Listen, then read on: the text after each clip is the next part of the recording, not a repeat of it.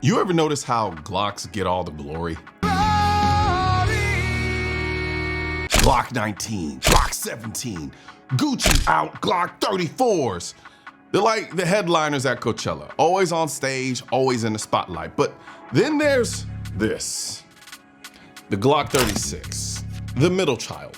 The gun Glock made, released, and then kinda just forgot. This isn't the Glock you see on Instagram flexing with a stipple job and an optic cut. No, this thing is more like the random cousin who shows up at the Thanksgiving dinner, sits quietly at the end of the table, and then leaves before dessert. You know he exists, but you don't really know him. Unless you happen to share his enthusiasm for the ganja. Something about saying ganja out loud makes me feel like a 50-year-old. Anyway, so what is the Glock 36? It is a single stack 45 with 6 rounds or 6+1 if you want to get technical. This means it carries the same amount of rounds as a snub-nosed revolver without the benefit of the size and weight you actually get with a snub-nosed revolver. And that's the thing, this pistol is almost an anti-Glock Glock because Glock's entire identity is more bullets, less problems.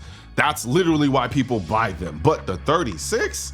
Nah, Glock said, you know what the world needs? A 45 that carries the same capacity as a wheel gun, but in a package that doesn't give you the wheel gun convenience. The Glock 36 dropped in 1999. Y2K was supposed to end the world. Napster was about to kill the music industry. And apparently Glock decided the best way to celebrate was to give us this 6-shooter plastic fantastic.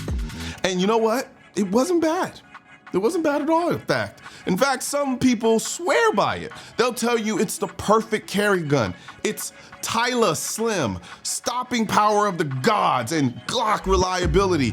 There's a cult following with like 3 people in the cult, but a cult following nonetheless. The kind of guys who will argue with you for 6 hours about why 6 rounds of 45 is all you'll ever need, right before they tell you 9mm is for women and small children and 40 was a government conspiracy to turn every man bisexual. I'm not even bi. Now, as far as me, my take on it, shooting it feels fine. It's actually pretty good. Its fat brother, the Glock 30, shoots noticeably better though, but it's still a Glock. Now, real quick, this isn't some full-blown end of the world prepper rant, but I've got plate carriers stashed in a few places, just in case. You never know. But here's the thing, not every situation calls for you to be out there looking like you're about to stack bodies in a war zone. Sometimes it's not the apocalypse. It's just a sketchy situation or things are getting a little too spicy in your city.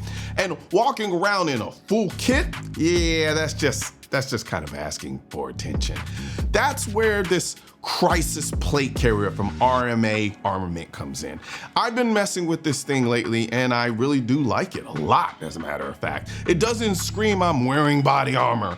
You can run it under a hoodie, under a jacket, and it damn near disappears, especially with the soft level 3A plates or even their pistol rated Gen 2 plates. Now, if I throw in the ESRT plates, the ones rated for AR and AK rounds, you'll still see a little bit of outline, sure, but nowhere near what you get with a traditional carrier, and they're surprisingly light, like wear it all day without hating your life light. I've worn this under a slim hoodie in the studio, out and about with a jacket, no problem, and because it's so low profile, it's easy to keep one ready in your go bag, in the truck, wherever. If you're like me and want the option to be protected without looking like you're about to breach a door, check out the link in the description. That'll take you to the crisis carrier. And I'll also drop links to the different plate options depending on how much protection you're trying to run, like this ESRT plate, as you can see here. So click the link in the description section of this video. You point, you shoot, it works.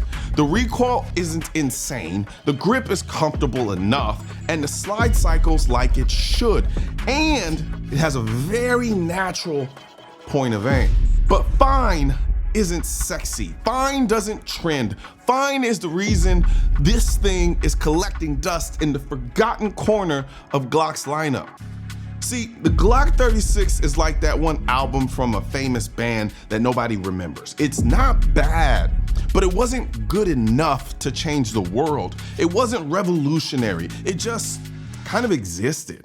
Like Linkin Park's Living Things album. Not terrible, but it sure as hell wasn't hybrid theory. And in today's world, where you've got micro compacts that hold double the rounds in a smaller package, the Glock 36 feels like a flip phone in the iPhone era. Respectable, even nostalgic, but not something most people are rushing out to buy. Unless, of course, you're one of those hardcore 45 ACP guys who refuses to carry anything other than God's caliber. The Glock 36 isn't a legend, it's not a classic, and it's definitely not a blockbuster hit. It's more like the indie film you only find by accident. Quiet, overlooked, but surprisingly solid once you sit with it. And maybe that's the point. Because not every gun has to be a superstar. Sometimes the one that slips through the cracks still has their own strange charm. And that's why the Glock 36 deserves a second look. I think Glock has officially discontinued it, but there are still some out there if you know where to look.